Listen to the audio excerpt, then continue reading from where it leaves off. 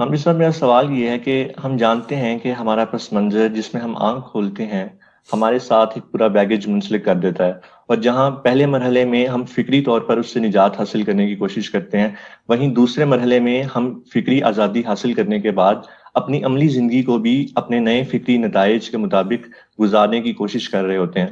لیکن اس مرحلے میں بھی ہماری گرد و پیش کا ماحول، ہمارا خاندان اور معاشرہ اس میں حائل ہوتا ہے، اور یہ صورتحال اس لیے زیادہ چیلنجنگ ہوتی ہے کہ اب فکری طور پر ہم چیزوں کو کسی اور زاویے سے دیکھتے ہیں، جبکہ ہماری گرد و پیش میں اس کے بالکل مختلف صورتحال ہوتی ہے۔ اس پر آپ بطور استاد ہماری رہنمائی فرمائیں کہ اس مشکل میں ہمیں کیا کرنا چاہیے، خصوصاً ان معاملات میں جو ہماری اپنی ذات سے متعلق ہوتے ہیں، جیسے ہماری زندگی کے فیصلے۔ بہت شکریہ۔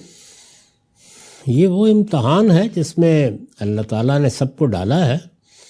یہی امتحان ہے جس کی تفصیلات ہم اس وقت پڑھتے ہیں جب محمد الرسول اللہ نے لوگوں کے فکر اور عمل کی اصلاح کی تو معاشرہ کیوں مقابلے میں کھڑا ہو گیا؟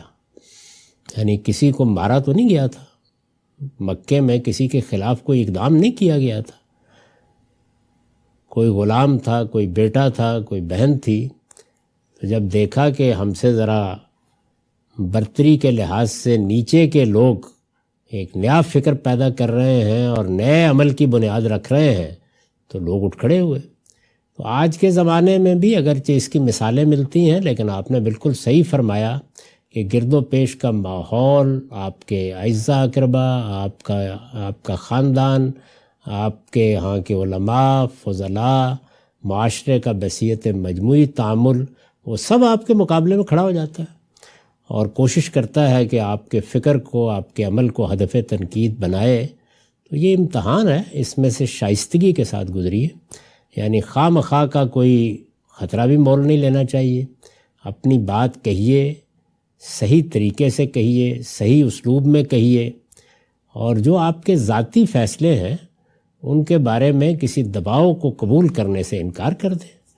آپ کو اپنی تعلیم کے لیے کیا کرنا ہے، آپ کو اپنے کیریئر کے لیے کیا کرنا ہے، اور آپ کو اپنے شادی کے معاملات کیسے کرنے ہیں، یہ تین چیزیں آپ کی پوری شخصیت کے اوپر اثر انداز ہوتی ہیں۔ اس میں نہ کسی ماں کو، نہ کسی باپ کو، نہ کسی معاشرے کے فرد کو اپنا کوئی حکم آپ پر لگانے کی اسلام نے اجازت دی ہے۔ اس میں آپ پوری طرح آزاد ہیں، آپ کو فیصلے کرنے ہیں۔ آپ جس حد تک دوسروں کو ساتھ لے کے چلیں گے وہ خیر و برکت کا باعث ہوگا، لیکن آخری فیصلہ آپ ہی کا۔ بہت شکریہ سر۔